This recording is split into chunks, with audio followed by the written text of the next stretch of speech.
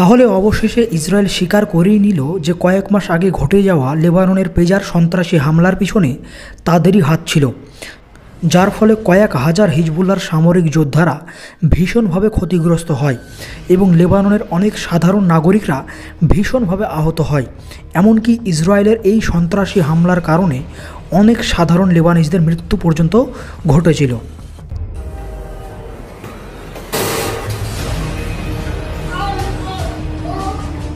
ইসরায়েলের প্রধানমন্ত্রী Benjamin Netanyahu রবিবার মন্ত্রিসভার বৈঠকে বক্তব্য দেওয়ার সময় তিনি নিশ্চিত করেছেন যে সেপ্টেম্বরের পেজার, ওয়্যারলেস রিসিভার এবং ওয়াকিটকি বিস্ফোরণের মতো সন্ত্রাসী হামলার জন্য মূলত ইসরায়েলি দখলদারিত্ব দায়ী ছিল।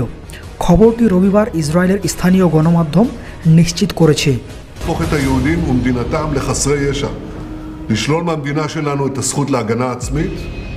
ইসরায়েলের গণমাধ্যমের এই রিপোর্ট অনুসারে নেতানিয়াহু স্বীকার করেছেন যে লেবানন এবং সিরিয়ার কিছু অংশ জুড়ে হাজার হাজার পেজারকে লক্ষ্য করে যেই অভিযান চালানো হয়েছিল তাতে সম্প্রতি বরখাস্ত করা ইসরায়েলের নিরাপত্তা মন্ত্রী ইয়োভ গ্যালান্ট সহ ইসরায়েলি দখলদার বাহিনী এবং গোয়েন্দা সংস্থার শীর্ষ কর্মকর্তাদের কঠোর বিরোধিতা ছিল। তা সত্ত্বেও এই হামলা চালানো হয়েছিল শুধুমাত্র বেঞ্জামিন নেতানিয়াহুর কথায়।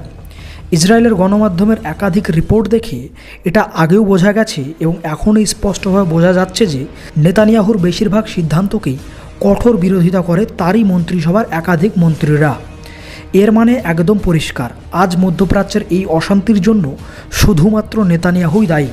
গাজা এবং লেবাননে ইসরায়েল যে গণহত্যা চালাচ্ছে সেটা শুধুমাত্র বেঞ্জামিন নেতানিয়াহুর মদতেই হচ্ছে, কারণ নেতানিয়াহু খুব ভালোভাবেই জানে যে মধ্যপ্রাচ্যে এই যুদ্ধ থেমে গেলে তার বিরুদ্ধে করা একাধিক মামলার জন্য তাকে জেলের মধ্যে চলে যেতে হবে এবং তার দ্বারা করা একাধিক দুর্নীতি এবং অপকর্ম জনসম্মুখে চলে আসবে।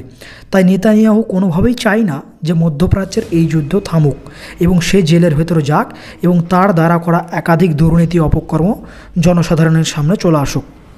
וגם לדרוש מאחרים לעשות את המוטל עליהם. וזה בדיוק מה שעשינו. מיד לאחר ההתקפה הנפשעת התקשרתי לראש ממשלת הולנד. הוא אמר לי שהוא מתבייש, כך הוא אמר, מתבייש.